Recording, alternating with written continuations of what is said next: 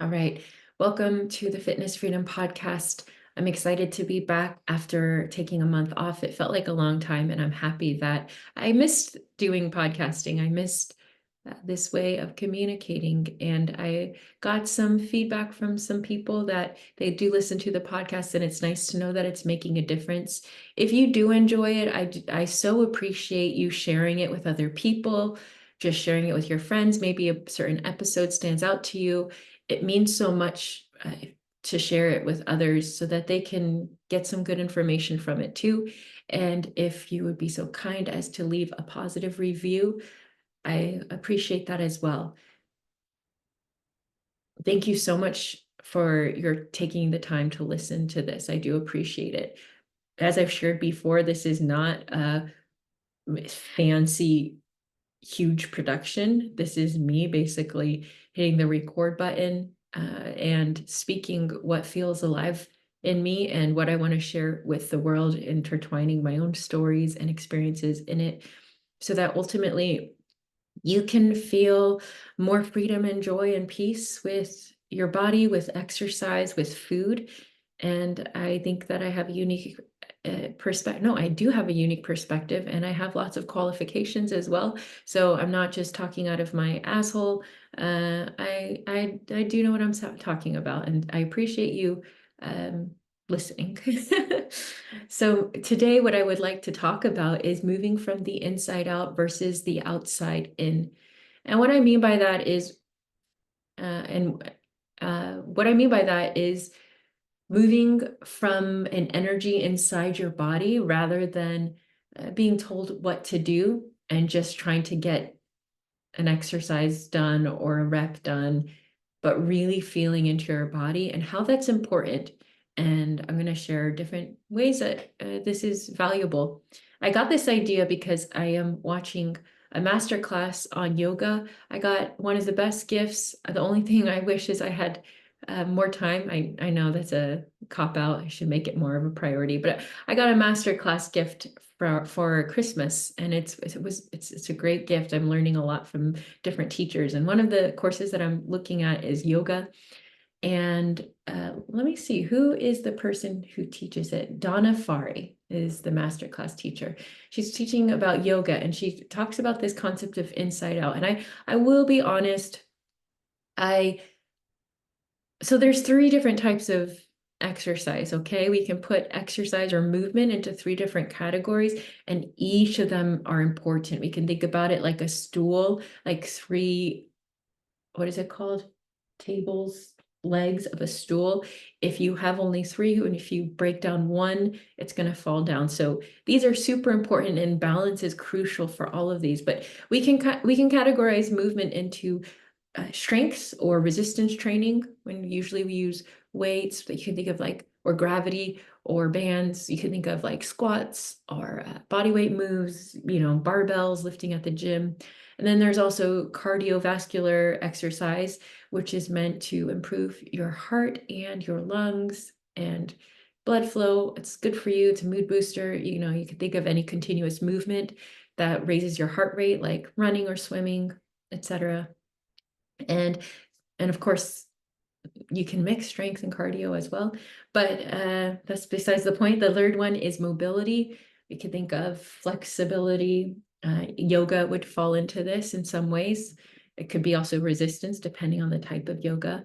And I did listen to this book, The Wellness Trap by Christy Harrison, and she gave the history of how yoga came from the East into the West and how it's been diluted into just another fat loss or weight loss tool. There's, raise your heart rate, burn calories, and that's the focus of it. And that's a sad representation of yoga from the original, or from what it used to be. But if we are thinking about yoga as how it started, it is a meditation in ways. It's taking a stillness meditation like breathing or sitting or lying meditation and carrying it into movement, which I think is beautiful. And back to my point is, I used to kind of like yoga. A lot of the times people who did yoga that I knew of, at least, seemed to only do yoga and not focus on the other components. I was like, you got to do the other stuff. And I kind of sneered at it, but the more I do mindfulness with movement and the more I learn about yoga and the importance, and the older I get as well, the more I value, I don't want to just say yoga in general, but the whole concept of moving through your body and slowing down and focusing a little bit more on the mind muscle connection, which is what we are talking about, moving from the inside out. So the whole premise of moving from the inside out, if you want to, is you have to start with your body as a safe place to be. And I know that's scary for some people, and I don't want to take that lightly. When we go into diet culture or eating disorders, there's a heavy emphasis. There's this idea that your body is something to control.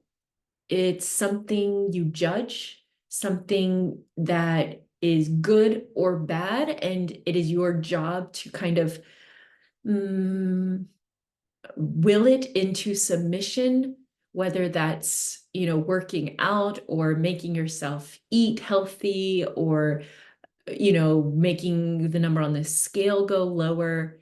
So instead of our body and us being allies and being on the same side of our body, there's this really common idea. And I challenge you to kind of just be aware of it when you're looking at social media or the way that people talk about their bodies, or even your own relationship to your body. See if you can notice that.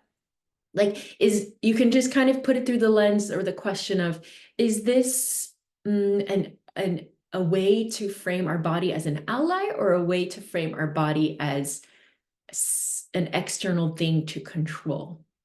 And yeah, you just might be interested. Just think about that when you see some posts on social media, or you see ads about fitness or health, or you hear someone, a friend, family member talk about their body.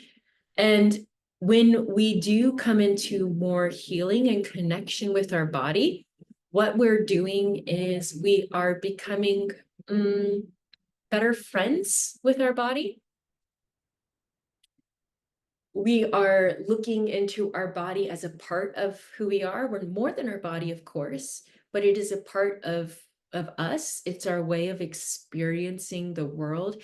It can be a resource for us in our lives on this earth, to look at it from a very big perspective. Like, we don't know what happens before or after a life here on earth, but during our life here on earth, our body is the way that we experience the world and we communicate with the world. So, I mean, it's a pretty awesome thing. The human body is incredible in and of itself. But when we move from the inside out, we have to start with this idea of making our body our home. And that's the first phrase that I give in the 4-H method is your body, your home, and then your health, your hero journey. So I want to encourage you to think of your body first, rather than it being like fitness first, your health first. Think of your body first, and kind of reframing that, you first and your body, and then health and fitness second. So starting from that premise that your body is your home, it is your place you're always with your body's always with you. That's why when we say I have a difficult relationship with my body, what we're often saying is I have a difficult relationship with myself.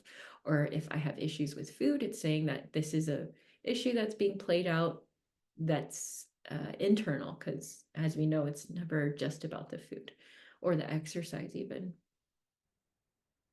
So we can kind of categorize, moving from the inside out versus the outside in, and what that might look like, and how you can even tap into your body a little bit more and practice moving from the inside out, which is ultimately going to connect you with your body more. It's going to improve your health, both physically, mentally, emotionally. You'll find a deeper sense of satisfaction when you do exercise and move.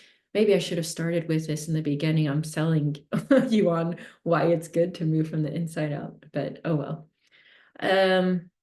Yeah. So you can think about moving from the outside in, and I do fitness, I coach people, and so I see lots of different people working out. I help people work out, both in my programs online and in person in different groups.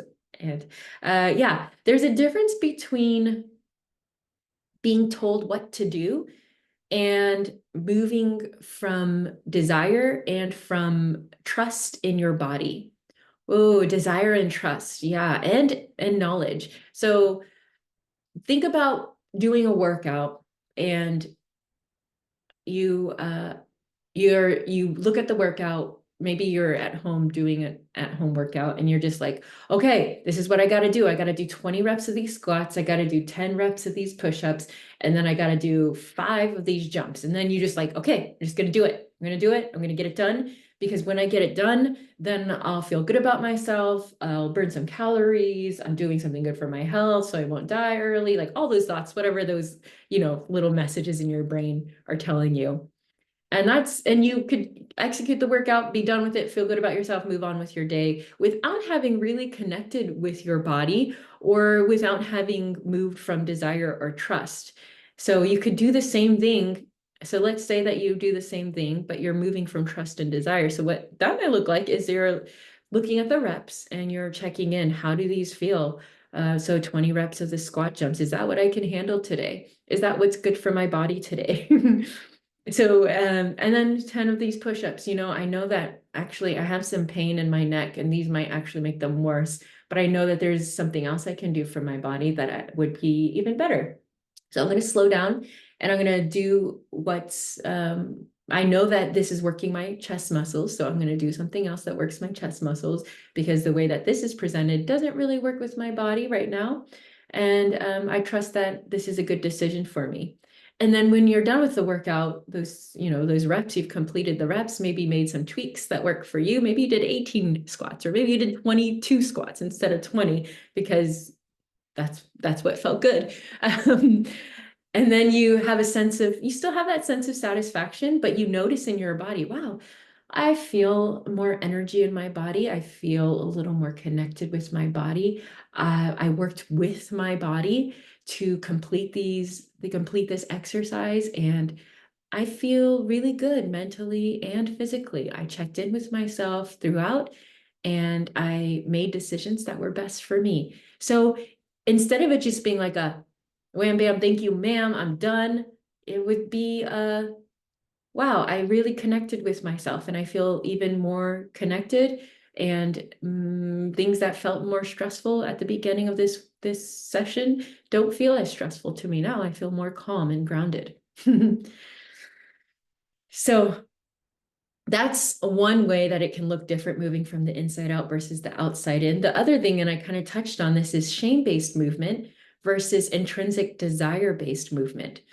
And yeah, I touched on this before, but when you are exercising because, and this is so vast, so I can't, well, yes, I can go into it. I'll go into it a little bit. So when you're exercising, maybe you're going to the gym, you're doing strength training or cardio or mobility or whatever. You go to the gym and you work out, and you're doing it because you feel like there are several ways that this can play out. One could be you feel like if you don't do it, that you'll feel guilty, and you don't want to feel guilty. So you go to the gym and you put some effort and work into shaping your body and making it closer to society standards of what you feel like you should look like. And not to mention, you did last night have a big dessert. And so a part of you kind of wants to work that off and feel better about that choice, maybe kind of checks and balances in your brain. Maybe you feel like if you don't exercise, and this is maybe more extreme, but if you don't exercise, that something bad will happen, or you're going to lose all of your progress just by missing 1 or 2 workouts or missing a week of workouts. And you feel like if you don't have your workout, something is missing and something is off, and you can't actually feel in a better mood.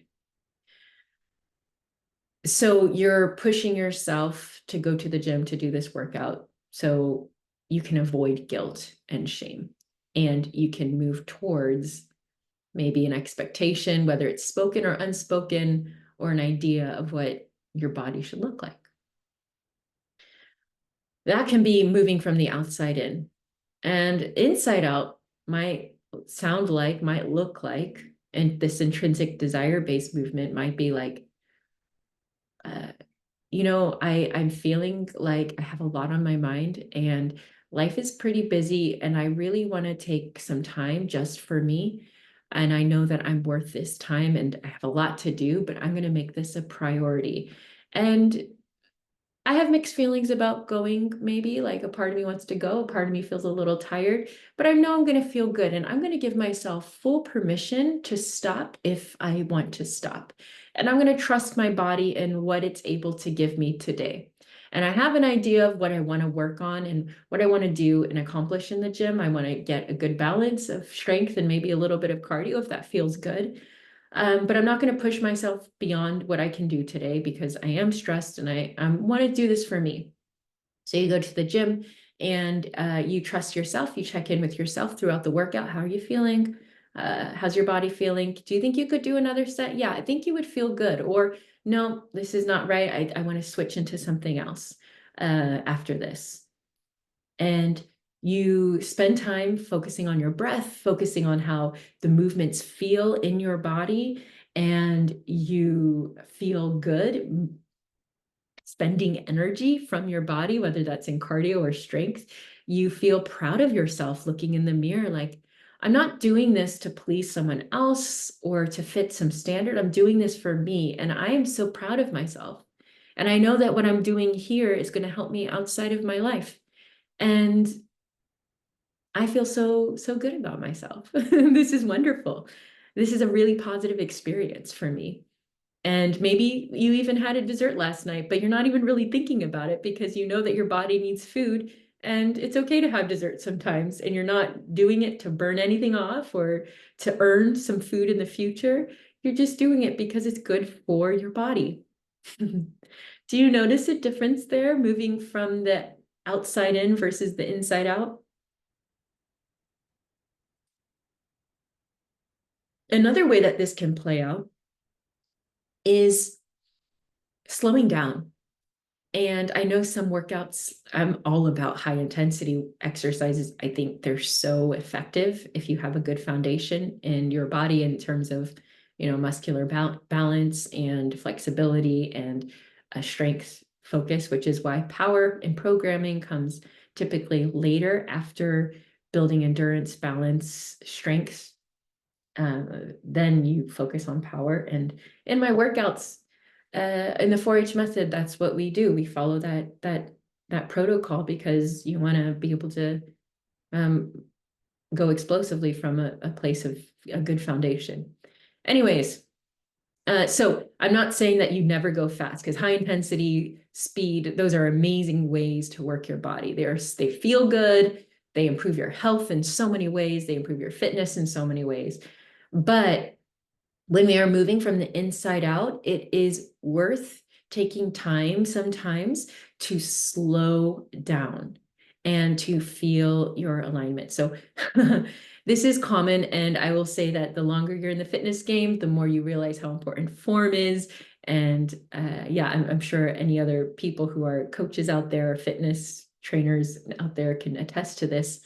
In the beginning, you're like, I want to get this done and I'm going to get this done as fast as possible. And I'm focused on my heart rate going higher and burning X calories or whatever your motivation is. But as you exercise more, and I've been working out regularly for decades now, almost 2 decades, I guess I could say, on my own. So yeah, I have some experience working out. The older I get, the more I learn about fitness in our bodies, the more I realize how important it is to have alignment, proper alignment, to slow down, to focus on, hey, what muscles exactly is this meant to work? And am I working these muscles? And to take the time to be slow with your reps.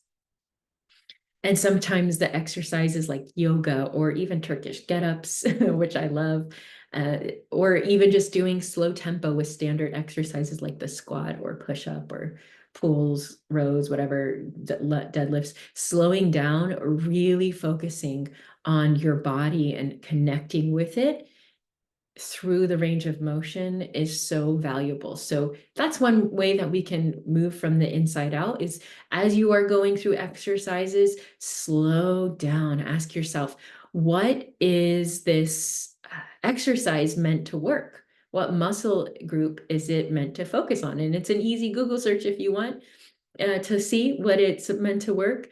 And then you can bring your attention to that muscle. There was a study that I found where people who focused on, there was an 8-week study, and people who focused on the muscles being activated as they were moving through the exercises versus people who were focused on just getting the reps done. The people who focused on that mind muscle connection grew a significant more amount of muscle and strength.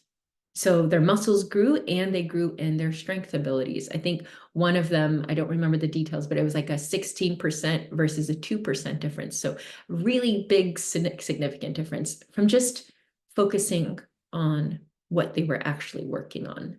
And if you are beginning your fitness journey or you're kind of new in the gym, or I mean, this is for you if you're a veteran as well. But if you are getting started, that's what I would say is really slow down, focus on what you're meant to be doing. That doesn't mean all of your reps have to be slow. Please don't make all your reps slow. There's quality in speeding things up, but take the time to slow down, move from the inside out, not just trying to complete a rep. Okay, so inside out. Moving from the inside out. The bottom line with all of this is, I would say, being friends with your body, connecting with your body. And again, I know that that's scary for a lot of people when you're used to seeing your body as something to judge, something that's wrong, something to criticize. And it's a chicken egg thing because on one level, when you do accept your body and work on the mental aspect and the emotional aspect of it, when you do move and move into the physical realm of exercise, you'll notice a difference. And if you can tap into your body and slow down and move from the inside out when you are performing exercises or are moving or are even just going into a walk, that can transfer over to the mental aspect of an emotional aspect of accepting yourself. Yeah, and by the way, I did give lots of examples with squats and gyms and home workouts, but this applies to everything. Slow down in your next time you're walking. There's something really powerful about a walking meditation where you really come into your senses and slow down one step at a time. So yeah, that goes into the slowing down before speeding up. If you would like to, you know what, you deserve, I'm not going to say it that way. You deserve for your body to be your home. You deserve to feel good in your body, and you deserve to feel good about your body, and you deserve to feel good with your body as an ally, as a friend, not something to fight against or control. And from that place, you can create a healthy lifestyle, create practices and habits and learn education around your body and fitness and food and exercise and all that, so that you live the life that you want to live. And fitness and health is a tool, a way for you to live the life that you want to live. So you can express your full, beautiful, glorious self with the world and share your gifts with the world. We want to see them, we need them. But if you're, spending so much time fighting with your body, spending so much mental and emotional energy worrying about if you ate too much or if you're not doing enough, that takes up a lot of space, and you deserve to be free from that. You deserve to have joy with food, joy with movement, joy with your body. And that's why I do what I do here, And that's why I created the 4-H method. And it's a place to make your body your home and your health your hero journey. We go through starting with your body as your home, feeling safe in yourself. And we move on to movement practices and eating practices. And then there are so much more beyond that. And we take you as a whole person into account. It's not a one size fits all because everyone has a different history and background. But if you would like to do that, don't hesitate. I think hesitation is one of the things that kills us from growing, is the overthinking thing, saying, I understand sometimes you need time to think on things and you don't want to make a rash decision, but there's an element of importance in speediness of taking action, speediness and making decisions. And I encourage you to say, hey, if this would be good for me, where's the loss? Where's the negative? And decide to take action and start this Monday, as soon as this Monday. I hope you have a wonderful rest of your day. And thank you for listening to this. If you have any questions, reach out, Instagram, email. Always happy to hear from you.